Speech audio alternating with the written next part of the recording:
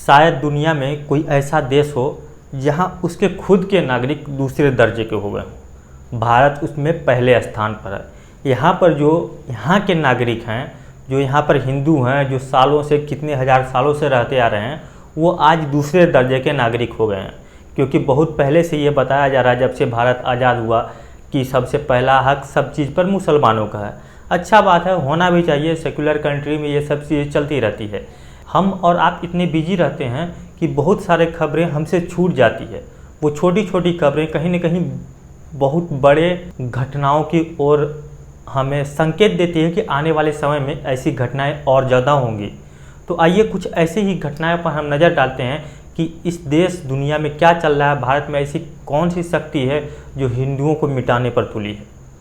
तो सबसे पहले हम आपको लेके चलते हैं। ड्राइवर मुस्लिम समाज से है और आरोप है कि शादी से लौटते वक्त राजेश की बोलेरो ड्राइवर से बातचीत के दौरान में राजनीतिक बहस हो गई थी और इस दौरान ड्राइवर ने पीएम मोदी और सीएम योगी को अपशब्द कहे।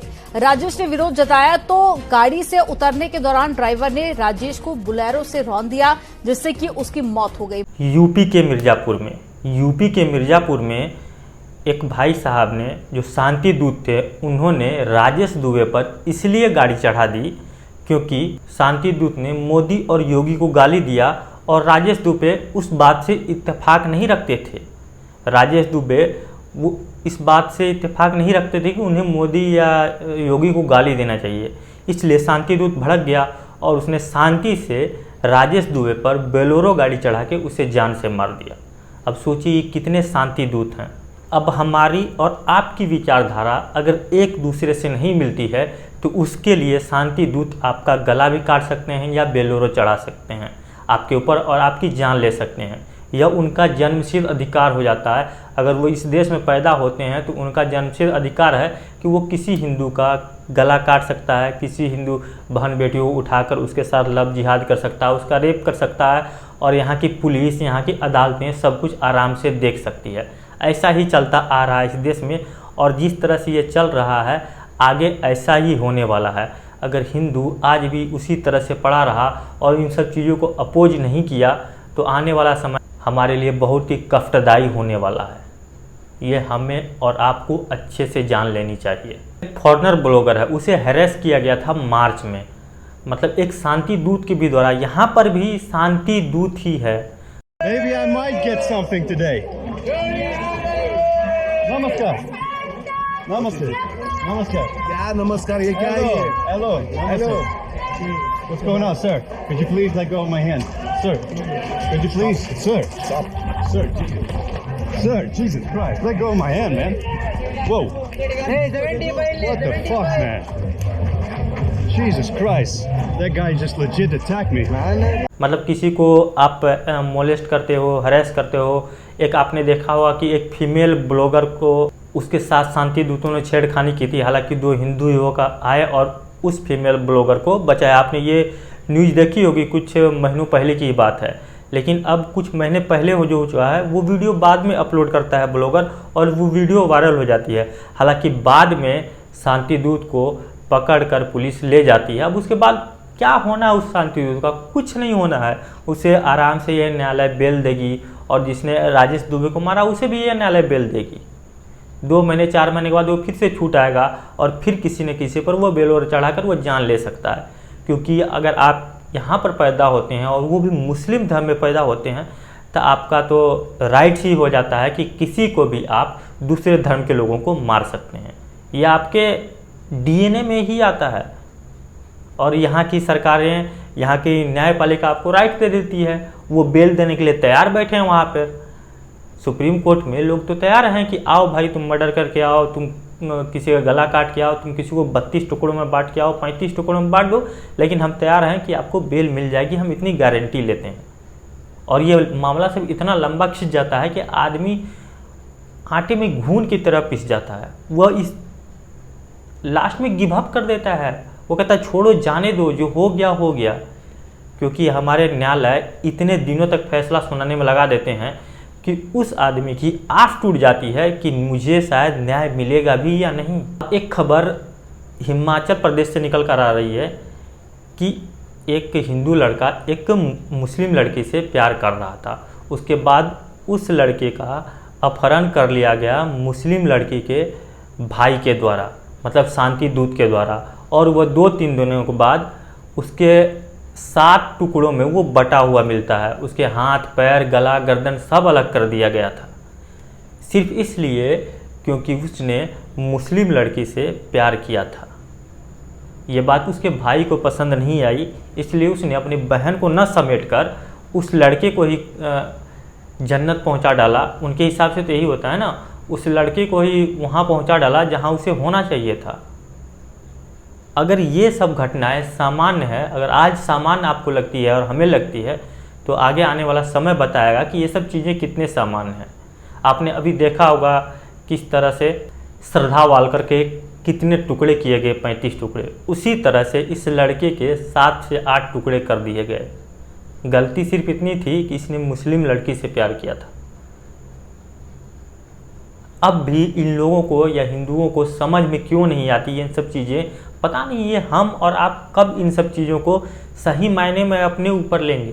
जब तक हम लोग इसे अपने ऊपर ना लेंगे तब तक हमें चीज़ें समझ ही नहीं आएंगी, क्योंकि हमें लगता है चलो उसके साथ हुआ, हमारा क्या जा रहा है, हमारा कुछ नहीं जा रहा है। लेकिन जब हमारे साथ वो चीज़ें होंगी तब हमें लगेगा हमारा कुछ जाएगा। लेकिन तब तक कहीं ना कहीं जब आप दूसरे के लिए खड़े नहीं होंगे, हम दूसरे के लिए खड़े नहीं होंगे, तो सामने वाला भी तो देखेगा भाई ये जब मेरी बारी आई थी तो ये खड़ा नहीं था मेरे साथ, तो मैं इसके साथ क्यों खड़ा रहूं।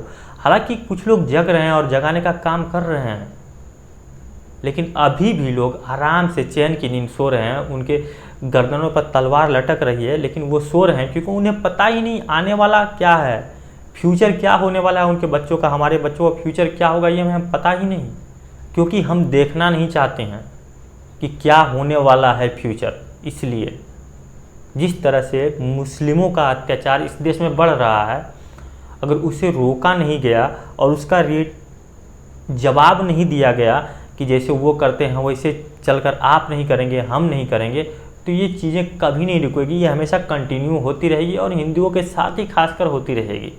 80% हिंदू होते हुए भी इस देश में दूसरे दर्जे का नागरिक हो जाता है, लेकिन वो 20% होते हुए भी वो 100 करोड़ हिंदुओं को मारने की क्षमता रखते हैं। और वो माइक पर बोलते हैं, खुलेआम बोलते हैं कि हम 100 करोड़ हिंदुओं को देख लेंगे। शायद इसलिए क्योंकि कोई हिंदू किसी दूसरे के लिए खड़ा नहीं होता। हमें यूनिटी नहीं है, यही कारण कहीं ना कहीं इन सब चीज़ों को बढ़ावा देती है।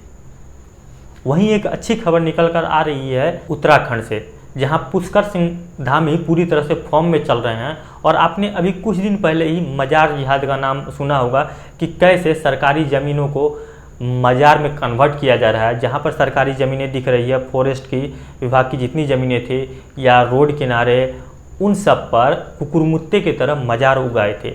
अब उन मज़ारों को तोड़ा जा रहा है एक एक करके। उसके बाद जब ये न्यूज़ टीवी चैनल पर चलने लगी तो पुष्कर सिंह धामी ने कहा था कि आप लोग ने अगर अवैध मज़ारें बनाई है तो उसे आप खुद से तोड़कर हटा लें, नहीं तो कानूनी प्रक्रिया से उसे तोड़कर हटा दिया जाएगा। और आज पुष्कर सिंह धामी पूरी तरह से फॉर्म में हैं और वो उन मज़ारों को तोड़ रहे हैं जो अवैध रूप से बनाई गई थी। हजारों की संख्या में मज़ारें कुकुरमुत्ते की तरह उत्तराखंड की ज़मीनों पर उग आई थी, जिसे हम देवभूमि के नाम से जानते हैं। अभी 1-2 दिन पहले की घटना है, हरिद्वार में एक मज़ार को तोड़ा जा रहा था जो नाजायज मज़ार थी। उसे तोड़ा जा रहा था तो शांति दूतों की टोली आ गई और प्रदर्शन करने लगी। हालांकि बाद में पुलिस ने उन्हें कूट कूट कर उन्हें समझाया कि ये भाई ये तुम्हारे बाप का यहाँ पर कुछ नहीं है। उन्हें लगता है कि अगर यहाँ पर मज़ार एक उगा दिया तो यह उनके बाप की ज़मीन हो गई या ये ज़मीन वक्फ बोर्ड की हो जाएगी अगर मज़ार उगने से।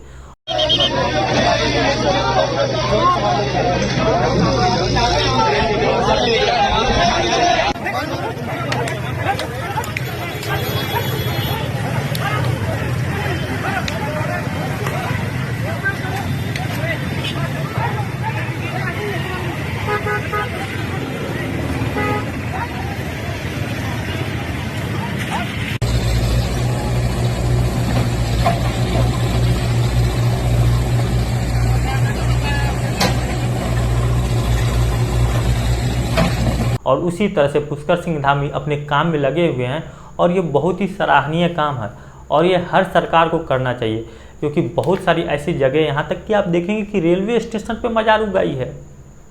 लोगों के घर के अंदर अगर ज़मीन खाली पड़ी है तो लोग वहाँ भी मज़ार बना दे रहे हैं।